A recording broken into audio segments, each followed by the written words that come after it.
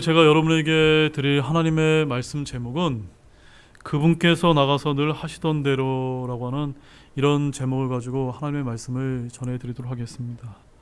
오늘은 부제가 있습니다. 부제는 여러분은 어떤 영적 습관을 가지고 있습니까?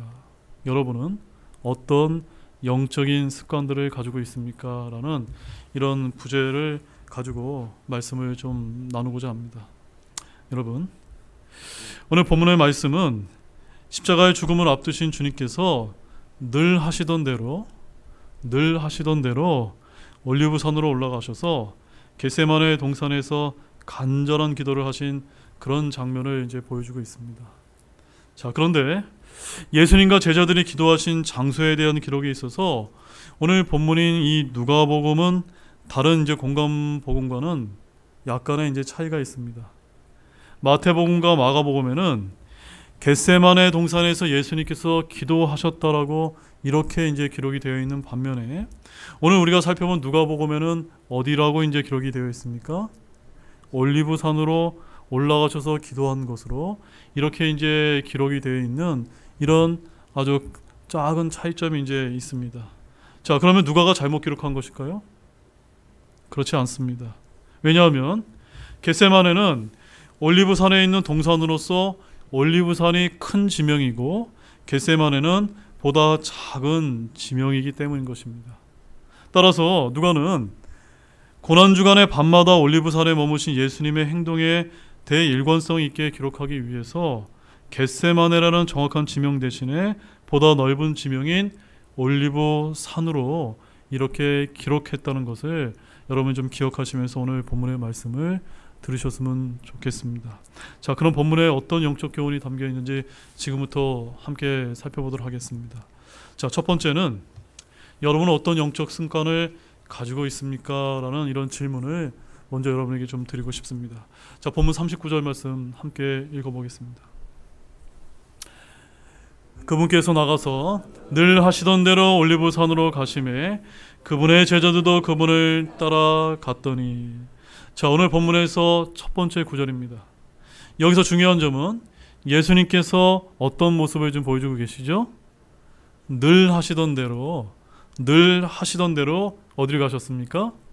올리브산으로 가셨습니다. 자, 예수님께서 등산을 좋아하셔서 산으로 올라가셨던 것일까요?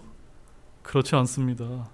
39절 이하의 말씀들을 저와 여러분들이 읽어보게 되면 예수님께서는 올리브산에 올라가셨던 그 이유가 기도하시기 위해서 올라가셨음을 우리에게 알려주고 있습니다.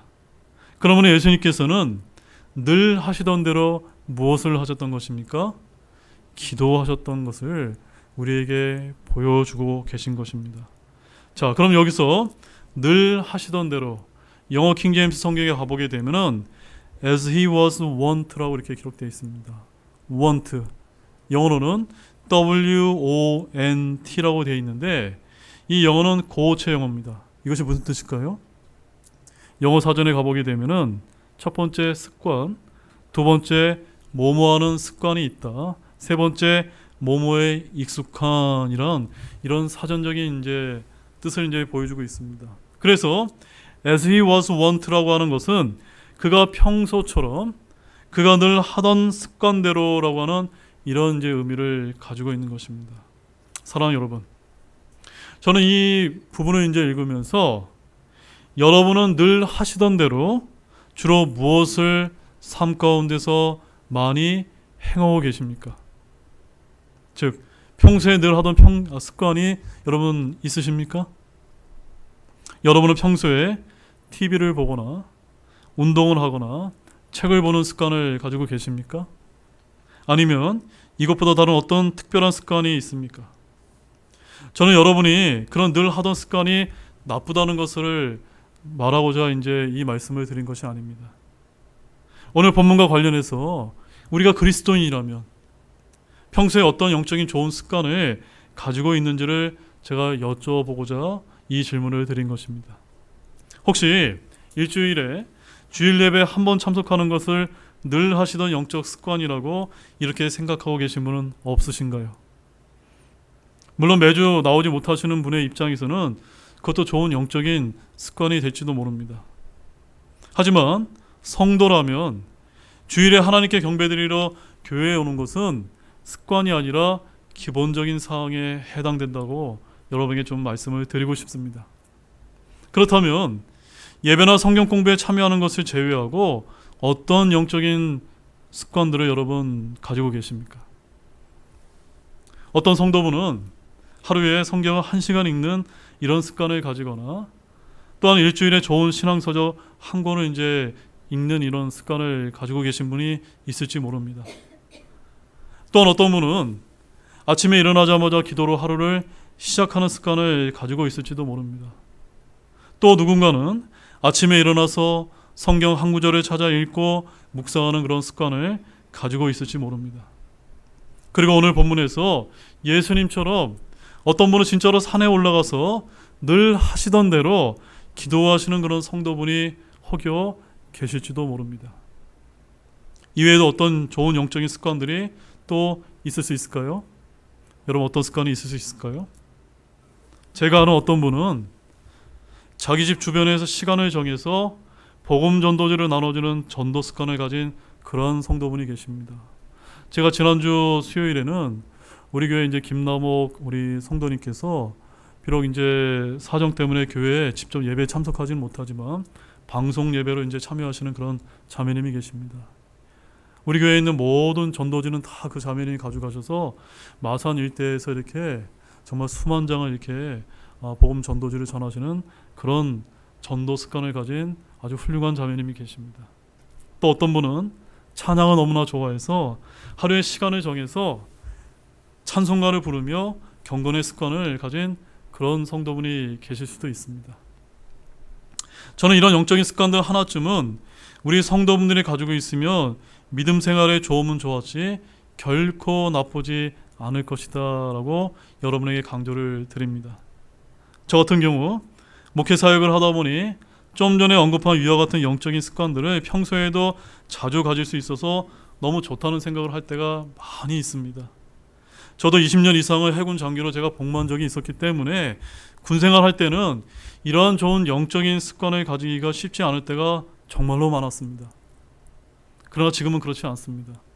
그러므로 여기 계신 젊은 형제 자매님들께서는 저처럼 주의 일을 꿈꾸는 분이 많아졌으면 정말로 좋겠습니다.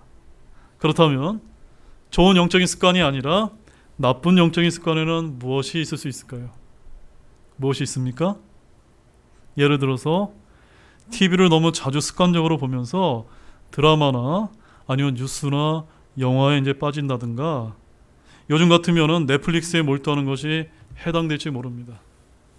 또한 학생들 같으면 게임에 지나치게 몰두하는 습관 등도 그렇게 좋지 못합니다. 이외에도 음주, 흡연, 도박, 게임 등은 결코 영적인 믿음 생활에 좋지 않은 습관에 해당된다라고 그렇게 말할 수 있을 것입니다. 여러분 누가복음 21장 38절 말씀 한번 보시기 바랍니다. 누가복음 21장 38점을 보게 되면 거기에 어떤 말씀이 기록되어 있습니까? 함께 읽어보겠습니다. 그분께서는 낮에는 성전 안에서 가르치시고 밤에는 나가 올리브산이라는 산에서 머무시니. 여러분, 예수님께서는 이 말씀과 같은 삶을 사셨습니다. 맞습니까, 여러분? 낮에는 성전에서 하나님의 말씀을 가르치셨고 밤에는 올리브산에 올라가서 늘 하시던 대로, 늘 하시던 습관대로 기도하는 이런 모습을 보여주셨던 것입니다. 특히 예수님은 자기 자신을 위해 기도하시기보다는 사랑하는 제자들을 위해 중보 기도하셨던 것입니다. 더욱이 예수님께서는 많은 사람과 논쟁하시면서 하늘의 왕국 복음을 전하는 피곤한 중에도 규칙적으로 기도하는 일을 쉬지 않으셨던 것입니다. 그러므로 저와 여러분도 예수님처럼 기도하는 좋은 영적인 습관을 가지기를 진실로 소망합니다. 미국의 A.W. 토조라고 하는 목사님께서 이런 이야기를 하신 적이 있습니다. 기도를 많이 하게 되면은 예수 그리스도를 닮게 된다라고 이렇게 이제 강조를 한 바가 있습니다. 그렇기 때문에 저와 여러분이 기도하는 좋은 영적인 습관을 갖는다는 것은 우리의 영적인 삶에 너무나 중요하다는 것을 여러분들 항상 잊지 마시기를 바랍니다. 그 다음에 이제 두 번째는 한번 따라해 보시기 바랍니다. 시험에 든 후가 아니라 시험에 들기 전에 기도해야 됩니다. 잘 아시겠습니까? 언제 기도해야 된다고요? 시험 든 후가 아니라 시험 들기 전에 기도해야 된다는 점입니다. 자, 본문 40절 말씀 보십시오. 오늘 본문 40절 함께 읽겠습니다. 그분께서 그곳에 계시면서 그들에게 이르시되 너희가 시험에 빠지지 않게 기도하라 하시고. 자, 40절 말씀을 보게 되면 예수님께서는 제자들을 향해서 너희가 시험에 빠지지 않게 기도하라 라고 말씀하셨음을 주목하기를 원합니다. 우리는 이 말씀 속에서 기도에 관한 매우 중요한 사실 한 가지를 우리가 깨달을 수가 있습니다. 그것은 바로 기도는 언제 해야 된다는 겁니까? 시험에 들기 전에 해야 된다는 점입니다. 이는 역으로 말하면 기도해야 시험에 들지 않을 수 있음을 우리에게 알려주고 계신 것입니다. 많은 성도분들이 교회에 나와서 기도하는 것을 보면 나름대로 사연이 있습니다. 특히 문제가 발생하면 기도하는 것을 우리는 많이 이제 보게 됩니다. 또 어려운 문제가 발생할 때 목회자에게 다급하게 기도 요청하는 것을 경험하곤 합니다. 물론 이렇게 문제가 발생해서 기도하는 것도 소중합니다. 그것은 나쁘다고 말하는 것이 결코 아닙니다. 다만 앞뒤가 바뀌어서는 안 된다는 것을 강조드리는 것입니다. 여러분, 한번 생각해 보시기 바랍니다. 예수님의 제자들이 주님께서 깨어 시험에 들지 않기를 기도하라고 했을 때 그들이 기도했다면 주님의 체포와 죽음 앞에서 그들이 그렇게 무기력하게 당하고만 있었을까요? 그렇게까지 비굴하게만 했겠습니까? 보십시오. 그들이 나중에 기도와 전 중에 성령을 선물로 받고 얼마나 당당해졌습니까? 사내들이 공회 앞에서 무기력한 모습을 보이는 것을 우리는 성경을 통해서 확인할 수 있습니다. 여러분, 이 둘 사이의 차이점이 무엇입니까? 차이점이 무엇이죠? 네, 바로 기도의 차이인 것입니다. 기도했냐 안 했냐의 차이인 것입니다. 그들이 무기력하게 당하기만 했을 때는 기도하지 않았을 때였다는 점입니다. 그러나 그들이 기도할 때는 당하기는커녕 오히려 상대방을 압도했다는 점입니다. 그러니 기도가 얼마나 중요합니까? 여러분이 세상을 살아가면서 언제 어떤 일을 당할지 누가 알겠습니까?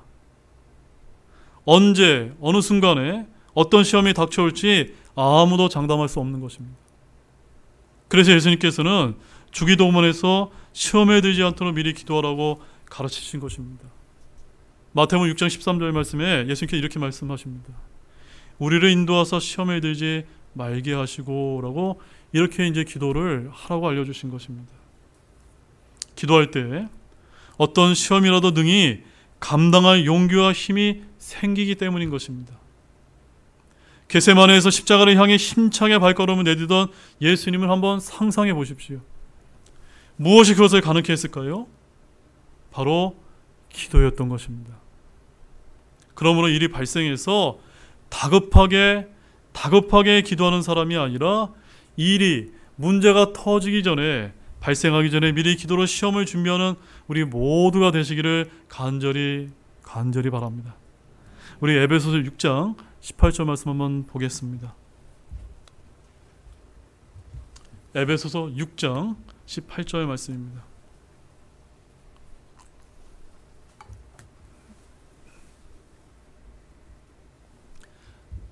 자, 다 찾은 줄 알고 또 한 목소리로 읽겠습니다. 모든 기도와 간구로 성령 안에서 항상 기도하며 모든 성도들을 위해 모든 인내와 간구로 그 일에 깨어 있고. 아시겠습니까, 여러분? 시험에 든 다음에가 아니라 언제 기도해야 된다고요? 시험에 들기 전에, 또한 나만을 위해서가 아니라 우리 교회 모든 우리 지체분들을 위해서 함께 기도할 수 있는 우리 등대교회 모두가 되기를 진실로 소망합니다.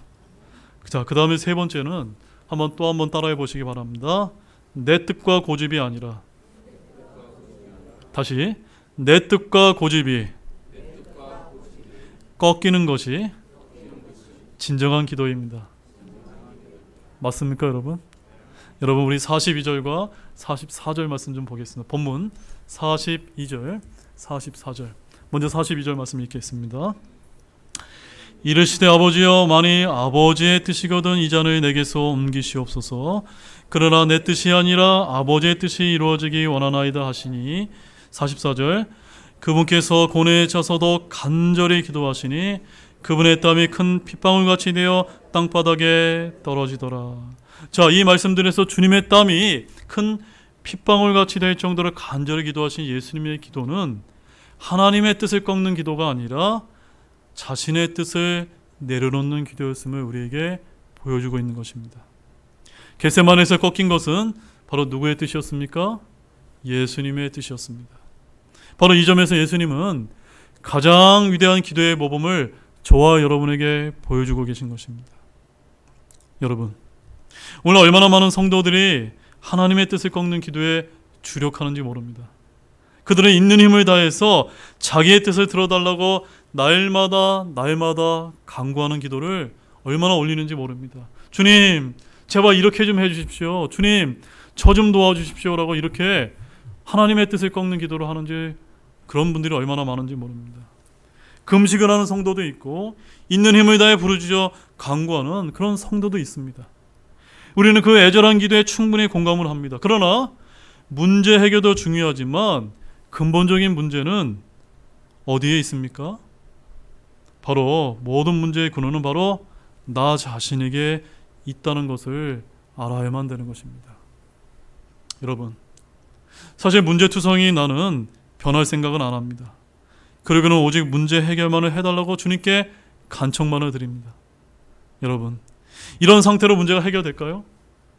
그렇지 않습니다. 또 문제 해결이 된다고 하더라도 그것이 무슨 의미가 있을까요? 그 새로운 문제가 또 발생할 뿐입니다. 그래서 기도란 하나님의 뜻을 꺾도록 요청하는 것이 아니라 나를, 즉 내 자아를 꺾는 것이 되어야 될 줄로 믿으시기 바랍니다. 이런 말이 있습니다. 한번 따라해 보시기 바랍니다. 기도는 하나님을 바꾸지 않고 기도하는 자를 바꾼다. 뭐라고요, 여러분? 기도는 하나님을 바꾸는 것이 아니라 기도하는 자를 바꾼다. 기도는 기도하는 당사자 자신을 바꿔야 되는 것입니다. 그것이 가장 이상적이고 하나님께서 받으시는 기도라는 것을 아시기 바랍니다. 우리는 야복 강가에서 드린 야곱의 기도를 여러분 잘 알고 계실 것입니다. 그때 야곱은 밤을 새워 기도했습니다. 성경의 기록에 의하면 야곱이 하나님을 이긴 것으로 나타나 있는데, 물론 그건 사실입니다. 그러나 그 전에 어떤 일이 벌어진지 아십니까? 창세기 32장 25절 말씀에 가보게 되면 거기 이렇게 기록되어 있습니다. 자기가 그를 이기지 못함을 보고는 그의 넓적다리의 우묵한 곳에 손을 대매 야곱의 넓적다리의 우묵한 곳이 그와 씨름할 때에 위골되었더라. 어떤 일이 벌어진 것입니까? 바로 성경은 그 전에 야곱의 넓적다리의 우묵한 곳이 위골되었다라고 증거하고 있는 것입니다. 깨어진 것은 누굽니까? 야곱이었던 것입니다. 야곱이 먼저 깨졌습니다. 야곱이 먼저 부서졌던 것입니다. 그가 먼저 깨어졌기 때문에 하나님께서도 저어주시고 은혜를 베풀어 주신 것입니다. 그런데 많은 성도분들이 자기 자신은 전혀 부서지지도 깨지기를 싫어하는 것입니다. 자신이 깨어지면 큰일이 나는 줄로 압니다. 죽는 줄로 압니다. 그러나 사실은 어떻습니까? 그 정반대라는 것을 여러분 기억하기를 원합니다. 내가 먼저 깨어져야만 합니다. 내가 깨어지는 곳에 하나님의 응답이 있습니다. 내가 꺾이는 곳이 하나님의 뜻이 세워지는 것입니다. 내가 항복하는 곳에 사탄이 항복하는 역사가 일어납니다. 여러분, 알고 보면 나라는 것이 얼마나 강합니까? 깨고 또 깨어도 여전히 굳건히 살아있는 것이 우리의 자아가 아닙니까? 내 고집, 내 주장, 내 행복, 내 유익, 내 가정, 내 생명, 내 소유에 집착하는 데서 나의 모든 문제와 불행이 시작되는 것이 아닙니까? 올바로 생각하고 행동하면 이러한 집착에서 벗어날 수가 있는 것입니다. 그러나 그것은 우리의 노력으로 되는 것은 아닙니다.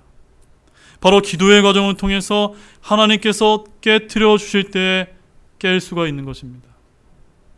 그것은 무엇으로만 가능합니까? 우리의 기도로만 가능한 것입니다.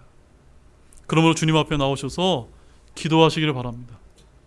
여러분의 모든 기도가 이러한 자아를 깨트리는 것이 되시기를 진실로 소망합니다.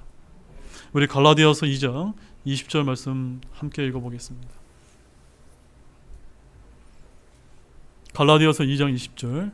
우리가 항상 이 말씀을 기억하고 묵상하고 암기하면서 우리가 기도할 때 어떤 마음가짐으로 기도해야 되는지 이 말씀을 항상 잊지 마시기 바랍니다. 갈라디아서 2장 20절 말씀입니다. 함께 읽어보겠습니다. 내가 그리스도와 함께 십자가에 못 박혀 있으나 그럼에도 불구하고 살아나 그러나 내가 아니요 그리스도께서 내 안에 사시니라. 나는 지금 내가 육체 안에 사는 삶을 나를 사랑하사 나를 위해 주신 하나님의 아들의 믿음으로 사노라. 아멘이시죠? 저와 여러분은 그리스도와 함께 십자가에 못 박혀 죽었습니다. 우리가 죽을 때 누가 사십니까? 우리 안에서 예수님께서 사시고 하나님의 뜻을 우리의 삶을 통해서 이루실 줄로 굳게 믿으시기를 바랍니다. 그 다음에 네 번째는 이해의 관점을 가질 때 우리는 누구든지 사랑할 수 있다는 점입니다. 자, 본문 45절 말씀 보십시오. 자, 45절 말씀이 아주 중요한 이제 말씀이 나옵니다. 함께 읽겠습니다. 그분께서 기도를 마치고 일어나 자기 제자들에게 오셔서 그들이 슬픔에 지쳐 잠든 것을 보시고. 자, 여기 그분은 누구십니까? 그분은 예수님입니다. 예수님께서는 제자들이 시험에 들지 않도록 기도하셨고 또한 깨어서 기도하라고 제자들에게 이렇게 말씀하지 않았습니까? 그런데 지금 기도를 마치고 제자들에게 가신 예수님은 어떤 것을 보셨습니까? 자신들의 제자들이 슬픔에 지쳐 잠든 것을 보셨던 것입니다. 사랑하는 여러분, 예수님은 자신의 혼이 심히 슬퍼 죽을 지경 가운데서 기도하셨다고 마태복음 26장 38절에서 기록하고 있습니다. 제가 읽어드리겠습니다. 그때 그분께서 그들에게 이르시되 내 혼이 심히 슬퍼 죽을 지경이니 너희는 여기 머물며 나와 함께 깨어 있으라 하신디라고 마태복음 26장 38절에서 기록하고 있습니다. 여러분, 생각이 조금이라도 있는 제자였다면 어떻게 하는 것이 맞습니까? 당연히 예수님과 함께 깨어 함께 기도해야만 하지 않았겠을까요?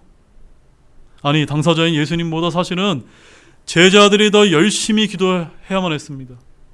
그런데 제자들은 기도는커녕 깊은 잠에 들었던 것입니다. 3년의 예수님과 동고동락한 제자들이 그렇게 예수님의 죽음이 코앞에 와 있음을 알렸는데도 잠만 자고 있으니 예수님께서는 섭섭한 마음이 안 드셨을까요? 그럼 한번 보시기 바랍니다. 잘 보십시오. 예수님은 그 순간 어떤 모습을 보셨습니까?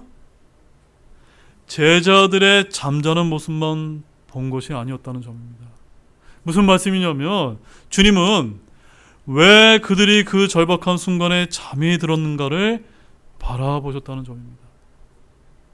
그러고 보니까 제자들은 예수님의 고난은 나 몰라라 하고 잠이 든 것이 아니었습니다. 예수님의 고난과 자신들 중 한 명이 배반하고 또한 다른 사람들은 예수님을 부인할 것이라는 예고에 대하여 슬퍼하다가 지쳐서 잠이 들었다라는 말씀을 우리가 읽을 수가 있는 것입니다. 아마 어떤 제자는 기도하다가 지쳐 잠이 들었을 것입니다. 또 어떤 제자는 흐르다 마른 눈물 자국을 남긴 채 잠이 들었을 것입니다. 이런 제자들의 모습을 지켜보신 예수님 마음은 어떠하셨을까요? 비난보다는 불쌍한 마음이 들지 않으셨을까요? 미움과 섭섭함보다는 측은한 마음이 들지 않았겠습니까? 사랑하는 여러분, 이렇게 예수님처럼 이해하는 마음으로 바라볼 때 어떻게 될까요? 상대에 대한 비난이 아니라 불쌍히 여기는 마음으로 바라보게 될 수 있다는 점입니다.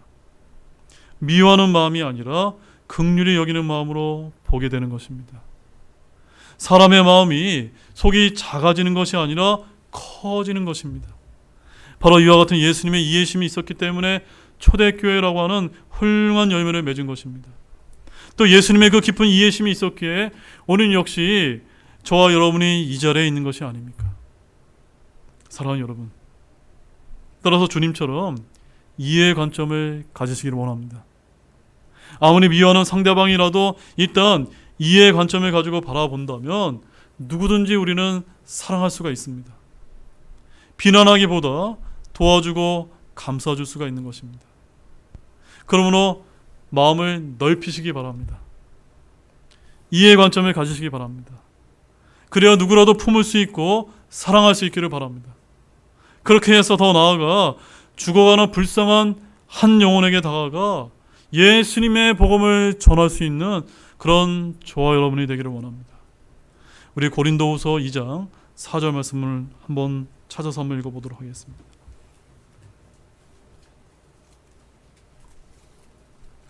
고린도후서 2장 4절입니다. 우리 사도 바울이 어떤 마음가짐으로 편지를 썼는지 한번 읽어보도록 하겠습니다. 함께 읽어보겠습니다. 내가 마음이 몹시 괴롭고 아파서 많은 눈물로 너에게 썼나니 이것은 너희가 근심하게 하려 함이요 내가 너희에게도 넘치게 베푸는 사랑을 너희가 알게 하려 함이었노라. 아멘. 여러분들 일주일간 이렇게 세상에 나가 사시다가 기도 많이 하신 분, 특히 나를 나 자신을 위한 기도가 아니라 우리 지체들을 위해서 기도를 많이 하신 그런 성도님이라면 우리 일주일에 모였을 때 누가 가장 반가우실까요? 기도 많이 하신 분이 반갑지 않으시겠습니까? 우리 교회 성도분들이 서로를 위해서 기도할 수 있는 그런 등대교회 성도님들 되시기를 진실로 소망합니다. 자, 이제 마지막 5번째로는 이해의 포용력이 사랑의 책망을 제한할 수는 없다는 점입니다. 자, 마지막 46절, 본문 46절입니다. 함께 읽겠습니다. 그들에게 이르시되 어찌하여 너희가 자고 있느냐? 너희가 시험에 빠지지 않게 일어나 기도하라 하시니라. 자, 예수님께서는 제자들이 잠들어 있는 것을 발견하셨는데 그들은 시험에 빠지지 않게 기도해야 하는데 잠이 들었던 것입니다. 자, 본문의 시험은 제자들의 주께서 체포되실 때 줄을 버리고 도망치게 만드는 그 시험을 말했던 것입니다. 그들은 그 시험을 이겨내도록 기도해야만 했지만 너무 피곤했기 때문에 깨어있지 못했습니다. 앞서 피곤함과 슬픔에 지쳐 잠든 제자들을 사랑과 이해의 관점으로 바라보셨던 주님이셨지만 그럼에도 불구하고 그들에게 가서 이렇게 책망을 하셨던 것입니다. 즉 사랑의 따스함을 견지하시면서도 또한 책망의 매서움도 잃지 않으셨던 것입니다. 어찌하여 너희가 자고 있느냐? 너희가 시험에 빠지지 않게 일어나 기도하라.